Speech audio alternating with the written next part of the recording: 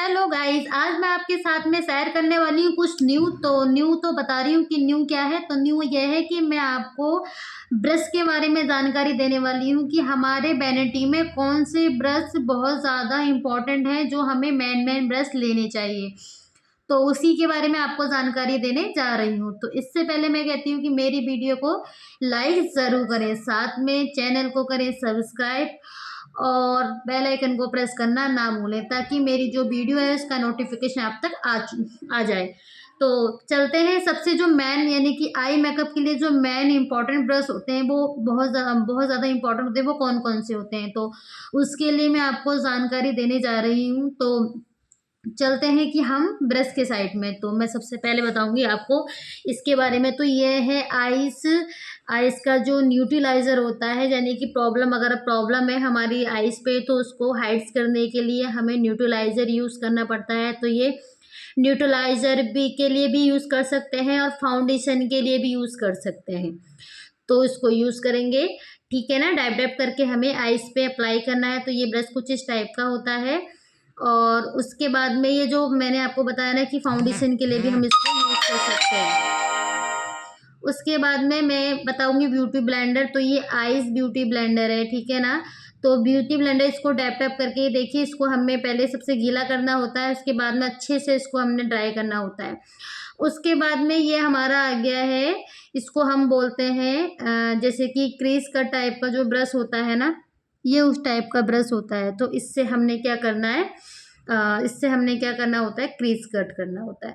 उसके बाद में हमारा जो ब्लेंडिंग जो ब्रश होता है हमारा, तो मैं चलती हूँ नेक्स्ट पेज के साइड में। तो जो हमारा ब्लेंडिंग ब्रश होता है, तो ब्लेंडिंग ब्रश जो हमारे होते हैं ना, वो हमारे जो ब्रश होते हैं इंपॉर्टेंट, देखो ये ब्लेंडिंग, ये गोल गोल आपको पफी पफी सा दिखेगा तो वो ब्लेंडिंग ब्रश है। क्योंकि ब्लेंडिंग ब्रश क्या होता है, हमारा गोल गोल सा होता है और उसके अंदर थोड़ा सा जो ब्रश के जो हेयर्स होते हैं वो थोड़े से ज़्यादा होते हैं, तो वो पफी होता है। तो उसको हमें ब्लेंडिंग करने के काम आता है। वो वेरी इंपॉर्टेंट हमारी वैनिटी में आई मेकअप के लिए वेरी इंपॉर्टेंट। इस टाइप से हमें ये ब्रश होना चाहिए। इसको हम इस टाइप से हम ब्लेंडिंग करते हैं और हमारा जो क्रीज होता है, क्रीज को हम लाइनिंग देने के लिए भी इसको यूज़ करते हैं।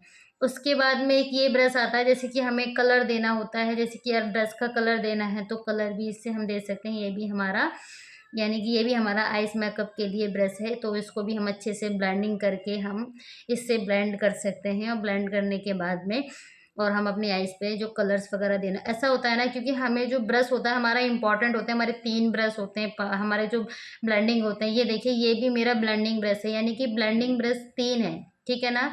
तो 3 ब्लेंडिंग ब्रश क्यों होते हैं, इसलिए होते हैं क्योंकि हमारा कलर जो होता है अलग, अगर हमने 2 कलर देने हैं तो 2 ब्रश यूज़ करेंगे, 3 कलर देने हैं 3 कलर यूज़ करेंगे। 2 तो हमारे डेफिनेटली यूज़ होते ही होते हैं। तो ये 3 ब्लेंड जो मैंने बताया ना, 3 ये ब्लेंडिंग ब्रश मेरे पास में है। उसके बाद में ये जो ब्रश है, ये जैसे कि हमने टफ यानी कि बहुत ज़्यादा डार्क कलर का, जैसे कि हमने बहुत ज़्यादा क्रीज, मतलब एक क्रीज कट हमने देना है ना, तो क्रीज कट जो हम देते हैं बहुत ज़्यादा डीपली देते हैं, तो ये उसके लिए होता है। और इसमें कुछ इस टाइप से एंगल बना होता है, ये देखिए कुछ एंगल बना होता है, यानी कि कुछ एंगल टाइप का बना होता है ना इस ब्रश में। तो ये ब्रश जो होता है क्रीज कट के लिए होता है। एक क्रीज कट के लिए मैंने पहले बताया था, एक ये बताया है।